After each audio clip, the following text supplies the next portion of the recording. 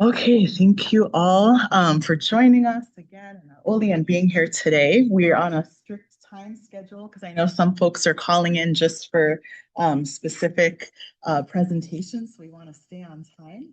Our first presenter is Timothy Lee, who will be presenting on analyzing RGB wildlife game cameras to detect rice leaf greenness. And Tim will be joining us. He's recorded his presentation. And we'll be watching his presentation recording to begin with. So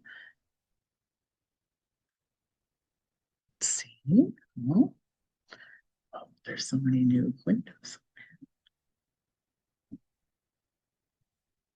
Hi everyone, my name is Timothy Lee, and this is my Master's of Environmental Management capstone for presentation titled Analyzing RGB Wildlife Cameras to Monitor Rice Plant Greenness. I want to give a special thanks to my capstone panel, Dr. Tomo Akimura, Dr. Richard Datt, and Dr. Sotoro Honda.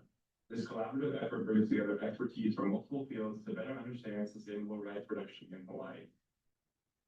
I want to start off by taking a step back and look at the history and current state of rice production in Hawaii. Back in the 1860s, rice cultivation was introduced on the islands due to Chinese settlers preferring rice over poi. These Chinese immigrants identified opportunities for accumulating massive wealth in an untapped agricultural market. As a result, abandoned taro fields and wetlands were transformed into wetland rice fields, amassing over 9,400 total acres of converted land. By 1907, rice was the second most produced crop in Hawaii. However, by the 1930s, rice production then began to decline due to Japanese immigrants preferring short grain rice as opposed to the long grain rice that the Chinese farmers were growing. And consumer preference, as well as the inability to compete with more efficient rice production in California that was being imported, led to the ultimate abandonment of rice production in Hawaii. And here are two photos from the early 1900s. On the left there, you can see Diamond Head in the background, and on the right, it's in Waikiki.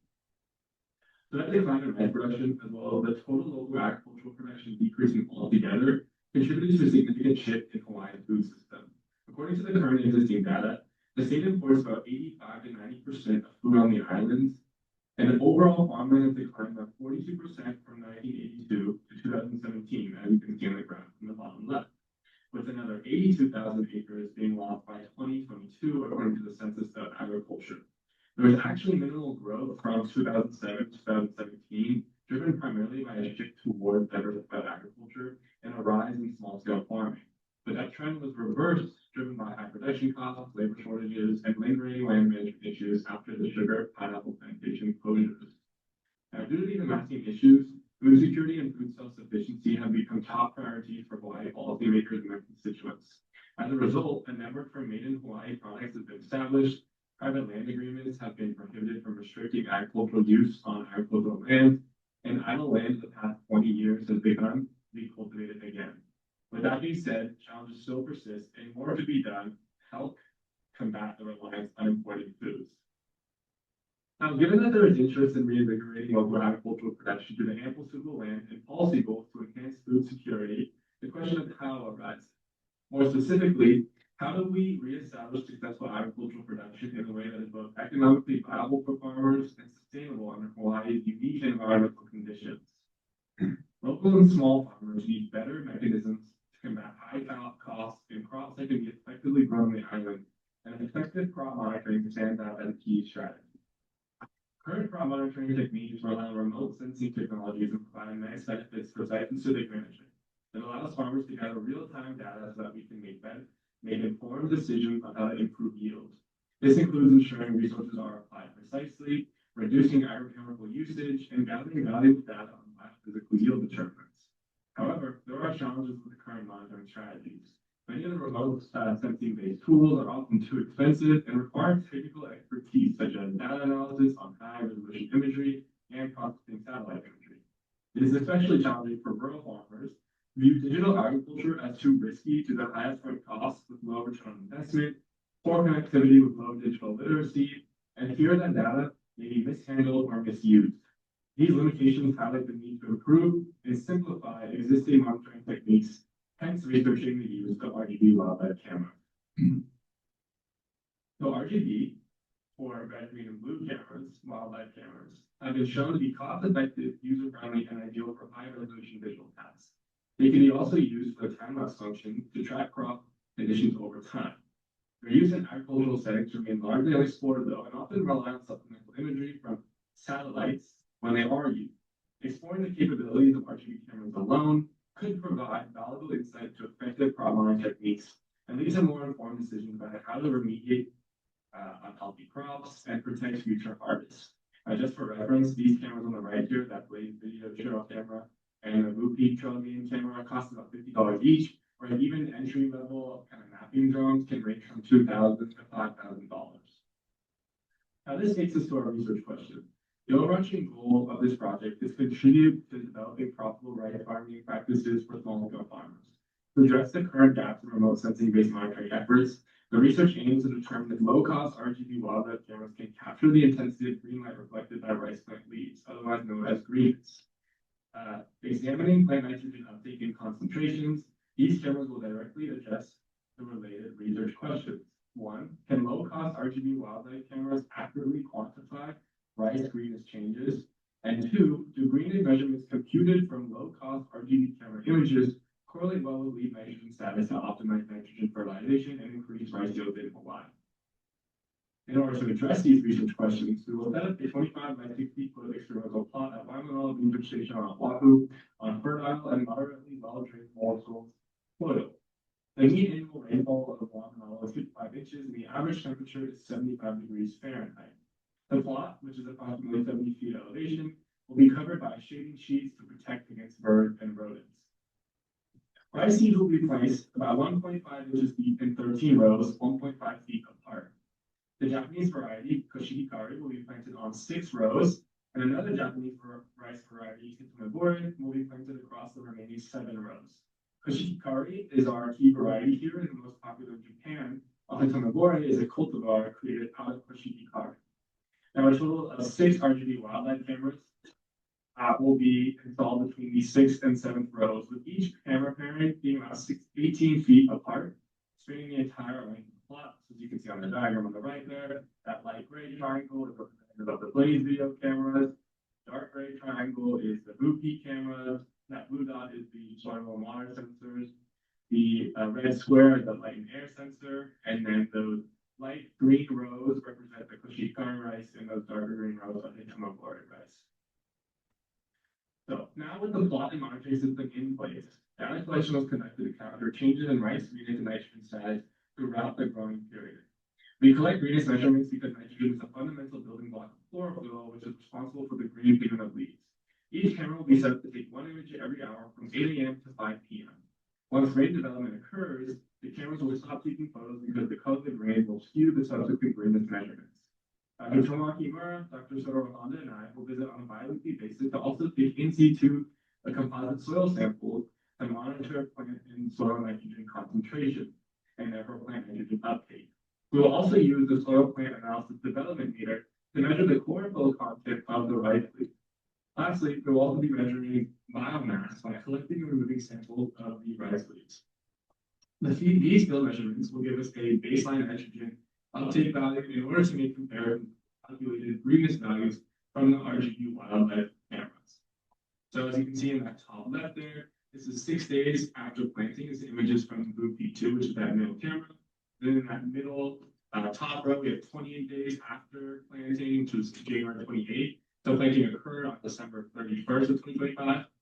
And in that top right there, we have 47 days after planting on February 16th. Then in the bottom left, we have 79 days after planting, which was March 20th, and that was when heading started, which is essentially when the vegetative stage ends and the reproductive stage begins. And this is when the panicle begins to emerge. Then in that middle bottom there, we have 94 days after planting, when the plant is fertilized, and grain filling typically is continuing because it starts 7 to 10 days after the heading. And then harvest is expected to occur on April 23rd, which is approximately 113 days after planting. So once all the data and images have been collected, we will create a greenness index time series to capture the overall changes in greenness and therefore plant nitrogen uptake. In order to do this, we will utilize RStudio to develop a replicable and standardized code that will analyze each photo based on greenness value associated within designated frames. So due to each photo capturing 4 total rows of rice, 2 of Koshikari and 2 of Itomobore. There will be 4 total designated frames from which green spirals will be extracted from in each photo. 4 are required because the downward angle the camera takes photos of the outermost rows at a certain angle, whereas the middle 2 rows are directly from the top. Each designated frame will then be compared to the same associated frame in every other photo from that specific camera during the growing period. We will use the green chromatic coordinate index to reduce the RGB values within each frame to get our GCC values. That green chromatic coordinate index is that equation in the top there. Now, GCC values will be plotted against time via time series for each designated frame at each camera location. The result will be 24 total time series, with each camera accounting for 4 total time series. Lastly, we'll perform correlative analysis with the GCC data versus the plant nitrogen data, soil nitrogen data, and biomass data. So based on these analyses, the study will generate the following key outputs: 24 total GCC time series capturing every rice growth stage, a replicable RStudio image processing code to reduce images into GCC time series. We'll better understand the capability of GCC time series to monitor the rice plant nitrogen status, and 4, we'll be working on a comprehensive final report and presentation. As for the outcomes and building on the outputs, this project will contribute to the literature on the application of remote sensing-based technologies in agricultural settings, responding to the need to provide farmers with more accessible strategies to monitor their crop health. This research will systematically evaluate the reliability and limitations of low-cost RGB camera imagery for assessing nitrogen status in rice crops, thereby establishing a methodological foundation for this monitoring approach. Ultimately, the goal of this work is to support the development of cost-effective or more profitable data-informed rice farming practices for small-scale farmers in Hawaii. By lowering the financial barriers to crop monitoring, RGB cameras could provide farmers with real-time insights into nitrogen needs and early signs of stress, enabling more precise management, healthier crops, and higher yields, helping reduce Hawaii's dependence on imported foods. And so just a brief overview of my timeline. We are currently and have been working on the proposal, the drafting the Capstone proposal, getting the Capstone presentation today, and working on the final Capstone proposal itself. At the same time, we've also been working on data collection, as in growing the rice, capturing photos with the RGB wildlife cameras, and making biological site visits. Moving into the summer and into next fall, we're working on the data analysis part of the project, developing the RStudio code, analyzing the green time series index, and correlating the greenness index with plant, soil, and biomass data. And then finally, into the spring of 2027, we're working on the final report, research presentation, and considering a potential publication. So here are my sources, and mahalo for listening. Any questions?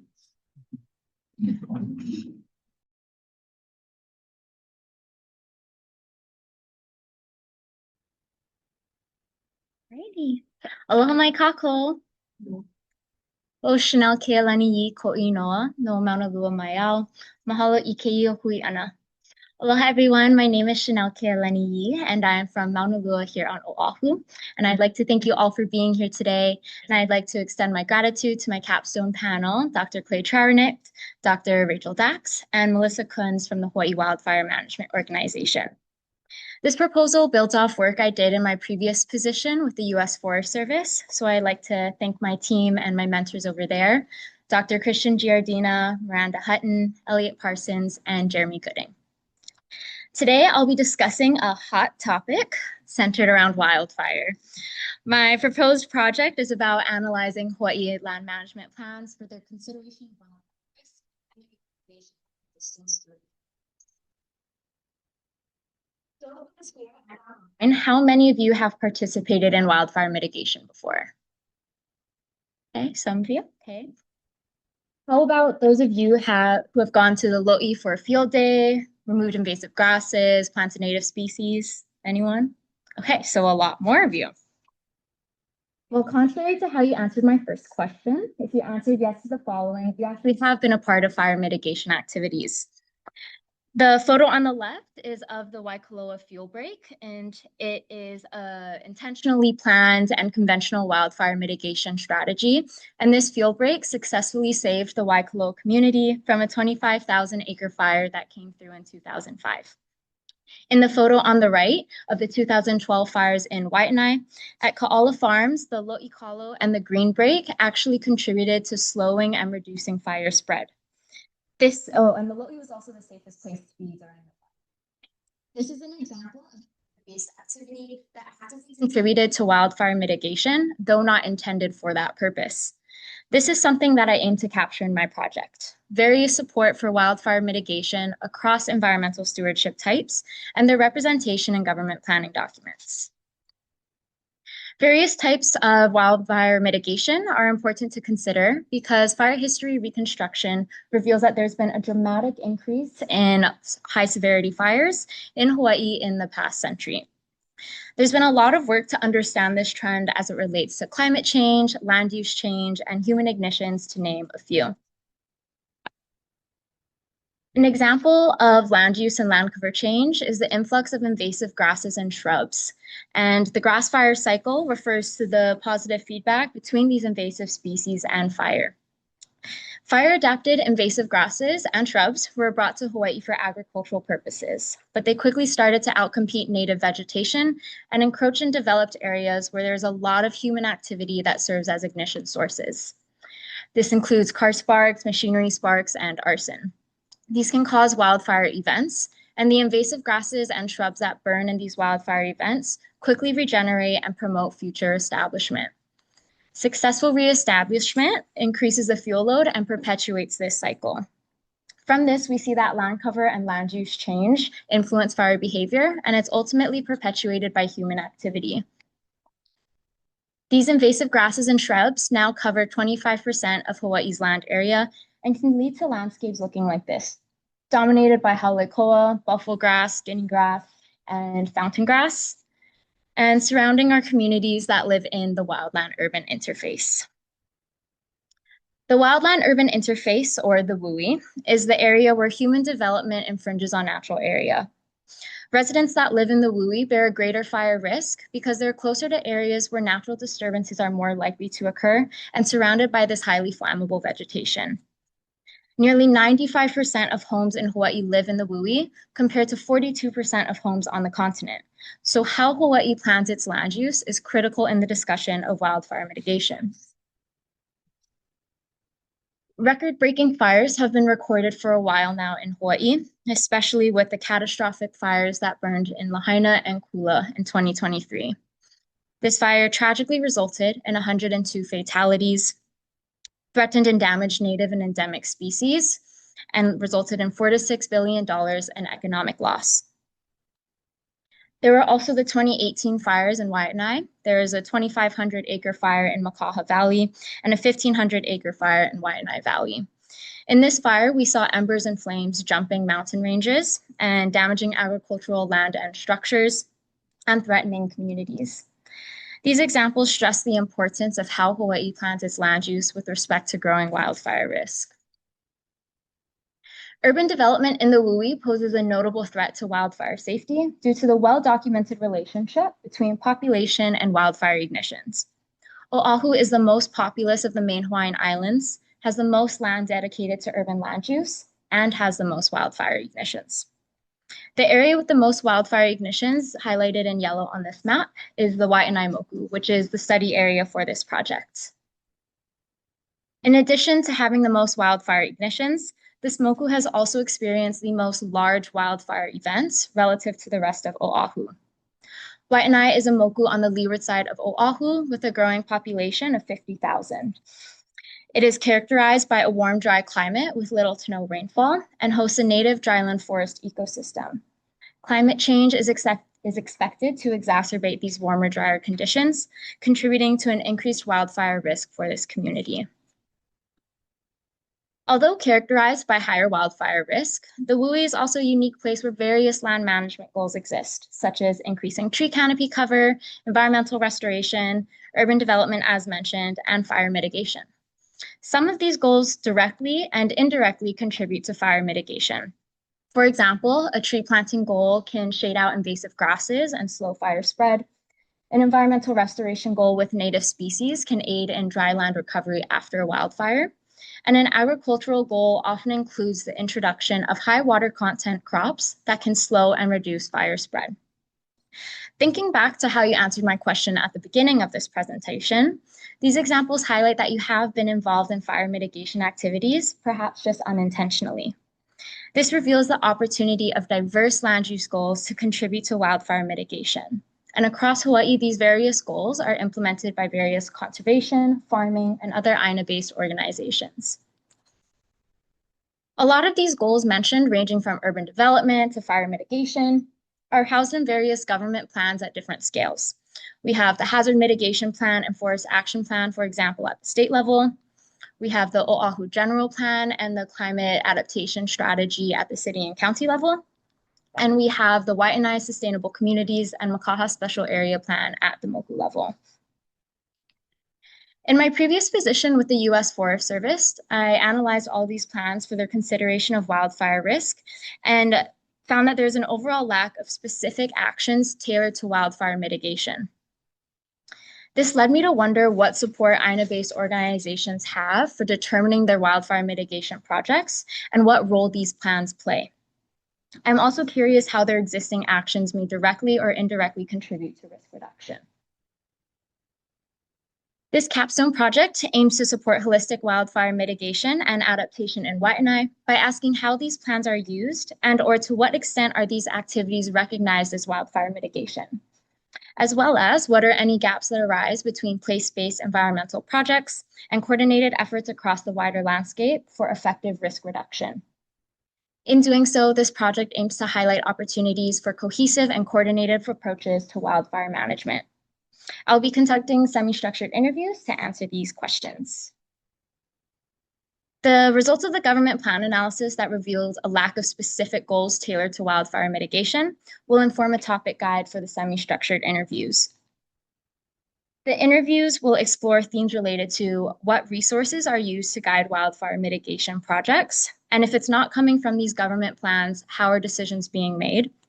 It'll also explore the role of environmental stewardship and whether wildfire mitigation is a direct objective or not, and if we need to be considering a broader suite of actions that contribute to risk reduction. I'll also be looking at coordinated wildfire management projects across landowners because we need to understand cross-boundary initiatives and take note of any puka for effective landscape-wide wildfire safety. Interviewees will include land use planners, farmers, conservation organizations, as well as anyone else who might be implementing wildfire mitigation in Waianae. I will start with organizations that I have existing relationships with from participation in community work days and from previous work experience. Additional participants will be identified through snowball sampling, where participants will refer me to potential participants. Interviews will ideally range between 1 to 2 hours and will be recorded with an audio recording device if conducted in person and online if conducted virtually. Recordings will then be transcribed and coded with appropriate software, and they'll be coded deductively for these themes as well as inductively for any emerging patterns. This project is funded by the Hau'oli Mauloa Foundation. This fellowship will cover the cost of an audio recording device, coding and transcription software, lei and makana to gift the interviewees, as well as transportation to and from the interview sites. This project will produce 5 outputs, the first 2 being a written capstone paper and report that will be submitted to the NREM department and shared with participating organizations, a policy brief with guidelines for wildfire mitigation planning across landowners for wider communication, and an oral presentation will be submitted to share at the Hawaii Conservation Conference in 2027, and an article will also be written and submitted to a peer-reviewed journal.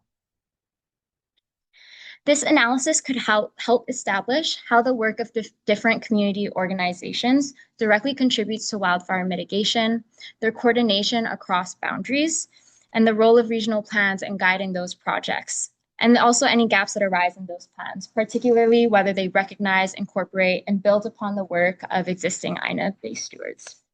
This can lead to an increased awareness and a greater integration of holistic wildfire mitigation strategies in existing outreach programs. This may reveal what resources are lacking for Aina stewards and any gaps in capacity for current and future projects. Here's my timeline. Only focus on the green and the blue and the pink. The green is when I'll be conducting my semi-structured interviews into the summer and early fall of 2026. Coding and analysis will happen in winter and early spring, and then that is when I'll start to prepare my outputs as well into the winter and early spring. And that wraps up my presentation. I would like to thank Hau'oli Mauloa Foundation for funding this project, as well as you guys for listening. Mahalo I ke hui ana, and I will now take any questions.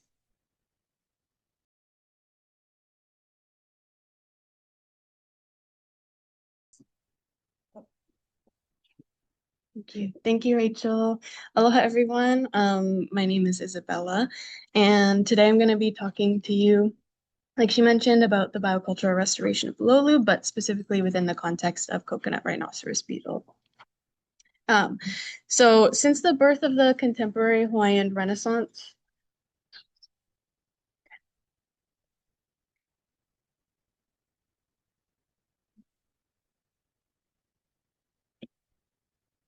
since the birth of the contemporary Hawaiian Renaissance movement in the early 1970s, there's been a resurgence of community-based restoration efforts in Hawaii that navigate restoration of place through the lens of biological and cultural connections, otherwise known as biocultural restoration. One of the main goals of biocultural restoration is to increase community access to native plants, whether that's for hula, medicinal purposes, and other cultural uses. One of these culturally and biologically significant plants is Lolu, which is Hawaii's only endemic or native genus, Protardia. And then Ahui Malama I Kalokahi, the Native Hawaiian nonprofit that stewards Napahaku o Hawahine in Kawainui, continues to actively engage in this biocultural restoration.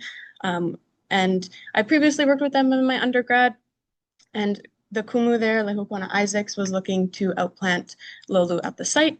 And so kind of took that opportunity to look at how Lolu are being significantly impacted by CRB, and specifically when restoring something to a site, how can we mitigate that, and also look at different organizations who are doing that restoration. Oh, no.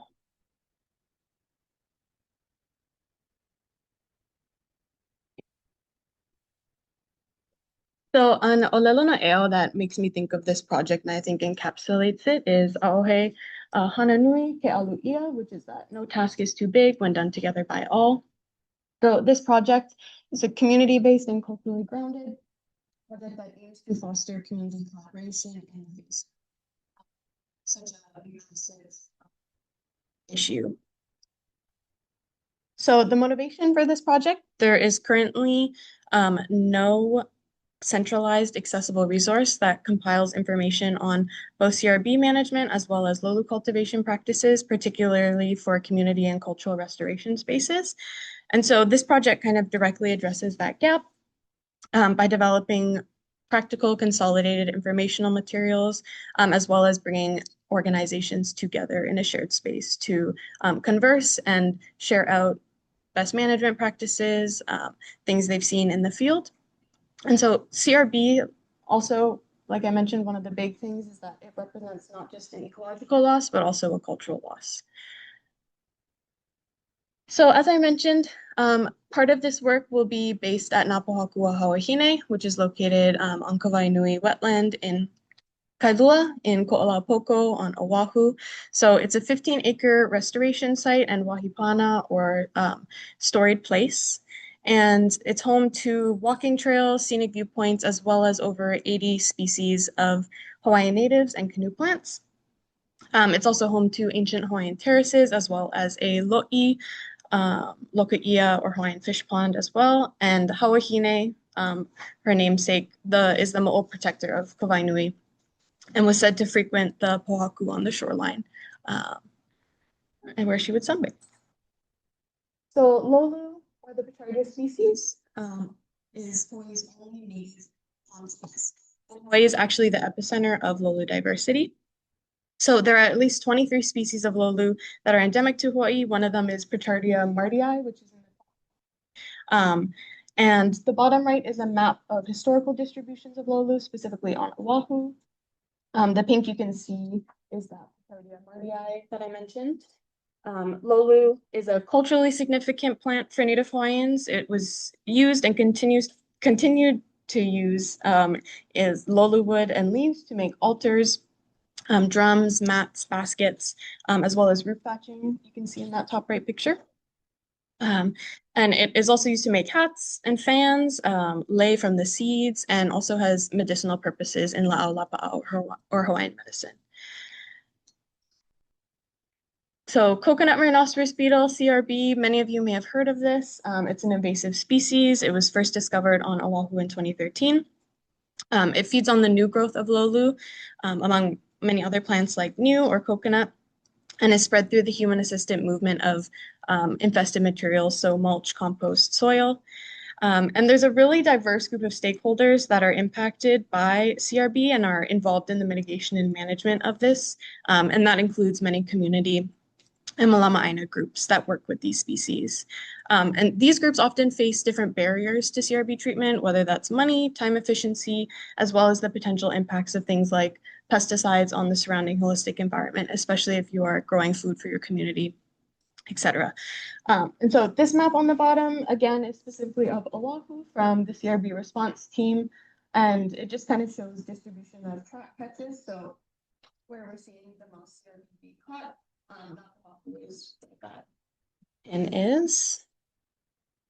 And so this project is also in partnership through my graduate assistantship with the Aupua'a Accelerator Initiative. This project kind of deepens and expands their efforts through their Aupua'a Action Agenda, which kind of presents this present day snapshot of systems focused priority actions in Aupua'a stewardship and restoration from the lived experiences of these people working in on the ground. And so this project specifically addresses two or more goals of the Aupua'a Action Agenda. Two of them are MM4 and GP7, which respectively aim to create and support opportunities for meaningful dialogue and exchange, as well as convene coordinated conversations focused on creative solutions to overcome on-the-ground restoration obstacles. And so that leads me into the objectives for this project. The main one is compiling current information for Malama Aina and community organizations and local communities on the state of approaches and methods to mitigate the impacts of CRB on Lolu. And then within that, kind of understanding what active biocultural restoration of Lolu looks like in the face of CRB, supporting that cultivation of Lolu at Napahoku Hawahine, and then providing opportunities for these organizations involved in CRB management and Lolu practices to share resources and efforts. So the approach, it's a combination of site-focused application, information consolidation, as well as community collaboration. So the first aspect is active biocultural restoration at Napahoku. And part of this will actually be helping them conduct a historical assessment. So the reason why they wanted to plant Lolu there was due to pollen cores that found Lolu pollen in the Kuvainui and Hamakua wetland areas. So kind of building off of this information and consolidating different ethnohistorical and ethnoecological research. And then the second part is actually site prep and outplanting, which is happening currently as well as through the summer. The initial outplanting site in that bottom picture is a pretty small plot, and it's actually where I worked previously in my undergrad and planted some koa, of which one is still standing. Yeah, but she's beautiful. But yeah, so this was actually this past weekend. Keola, one of the high school students who volunteers there, we planted a couple Lolu. And then also, again, developing a CRB mitigation plan for the site. And then the second aspect is compiling information and identifying key organizations and individuals who are actively implementing tools and techniques to mitigate the effects of CRB on Lolu. So the representation of this is in a directory-like spreadsheet using identifiers like Aupua'a, point of contact, if they have any resources or management plans specifically in relation to CRB or Lolu. And then this document will kind of provide a preliminary snapshot of statewide Lolu and CRB efforts, which will then help to determine the community-led stewardship organizations who will be a part of the virtual convening portion So that leads me into what is a virtual AHA. So in 2025, the APA Accelerator Initiative, or AAI, launched a new convening format named the Virtual AHA Series. And so it's an action-oriented convening that focuses on specific topics. And the goal is to bring all these organizations together to synthesize knowledge at this LOLU CRB management intersection. And different probable topics for discussion could include current effective management strategies, pesticide or non-use, potential for regrowth of LOLU populations after damage, and more. The outputs for this project, for the AHA specifically, there will be a synthesis of place-based practices from the practitioners and organizations. Currently, the AHA will share out kind of summaries of the information with those who participated, and then from there, with the practitioners can determine what they want to share out publicly. The other aspect will be a compilation of values and practices that guide LOLU CRB response. And then some other final products will obviously be a healthy and robust population of LOLU at Napohaku, the directory spreadsheet of organizations working at this nexus, a comprehensive final written report, and then presentation. And so the outcomes for this project, like I mentioned, given the cultural significance of the LOLU plant, Napohaku o Hawahine will continue to be a valuable resource for the community with the potential success of the outplanting. And this project will also bring together applied field efforts and community engagement by creating a network of community organizations, as well as materials for them to build upon in managing LOLU at their sites. And it will also guide, again, these smaller nonprofits and community orgs on overcoming barriers to CRB treatment and implementation. And then this is my project timeline. So again, right now we're all in the proposal phase, outplanting, and then the compilation of the organizations will be happening this summer, and then also planning for facilitation of the AHA, which is most likely going to happen in the fall, potentially at the CRB symposium. Yeah, with graduation planned for next spring. And yeah, thank you for listening, everyone. Again, wanted to thank my Capstone panel, as well as the APA Accelerator Initiative, Hawaii Conservation Alliance, Ahuhui Malame Kalokahi, and the Biocultural Initiative of the Pacific. So, yeah. Thank you so much, Dr. Bass. Hi, everyone. My name is Sophie Bekins, and today I'll be presenting my Capstone proposals and put in place building strong island-based education partnerships on Oahu. I'd like to thank my Capstone panel, Dr. Olson, and also Dr. Bass. At its core, this project looks at how we can strike partnerships between schools and conservation organizations to expand meaningful place-based education opportunities. So first, I'd like to ground us in what outdoor education is. So outdoor education is an experience-based approach to learning that happens outside of the traditional classroom. This can look like a field trip to the Tampa Valley and South Tampa Mountains.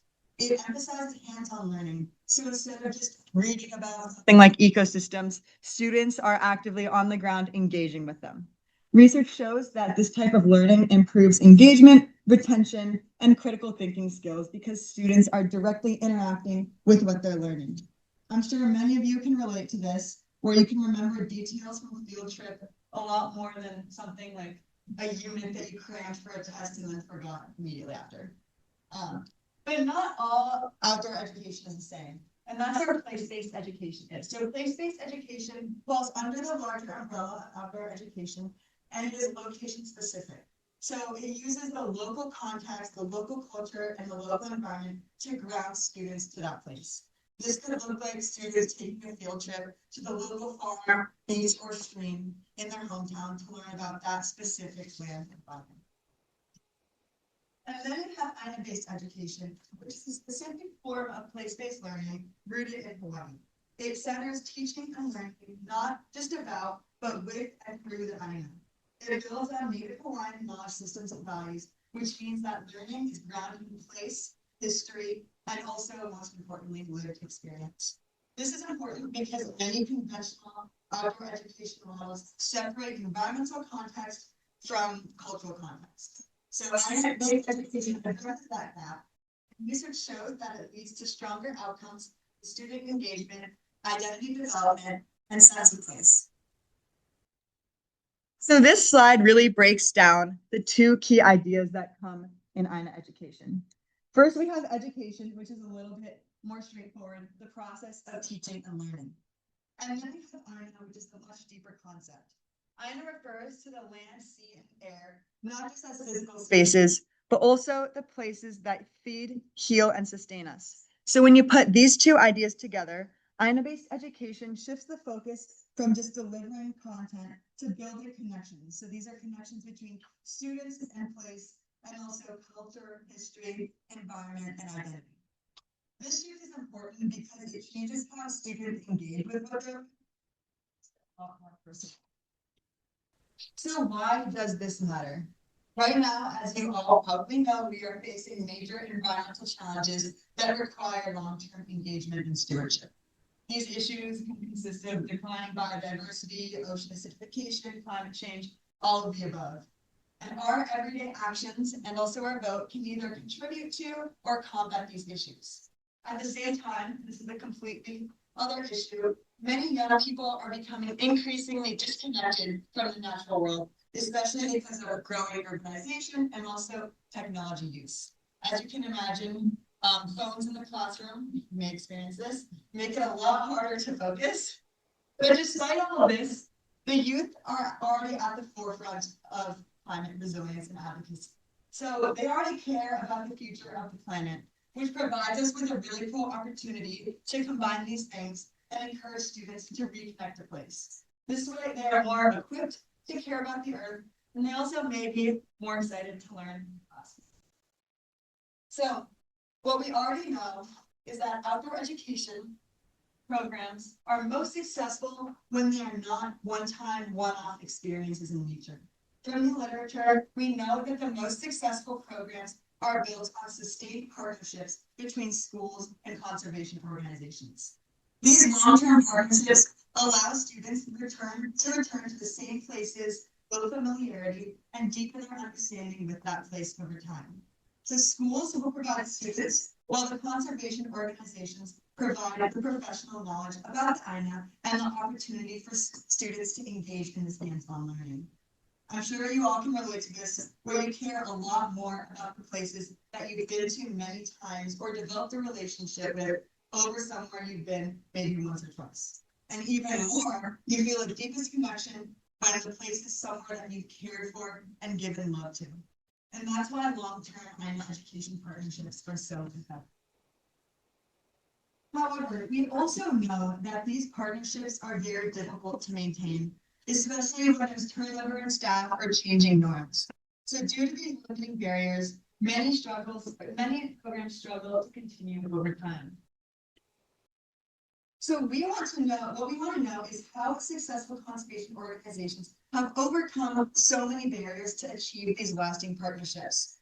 Some of these barriers include time, not only for coordinating and planning, but time in the curriculum to incorporate an INA-based unit. Knowledge, some educators may feel unsure about reaching out to external organizations or lack the background needed to design and implement INA-based units. Resources, which include maybe the school bus, chaperones, or field supplies, which aren't required if you're just doing something in the classroom. And organizational capacity, both on the school and the partner side, to consistently plan and sustain repeated high-quality experiences over time. There are also other barriers that may not be in literature, but these organizations do experience. At the same time, we know that many organizations here are successfully running these programs. So how are they doing it right? When I first arrived on Oahu, it did not take me very long to realize that conservation organizations play a pretty big role in education here.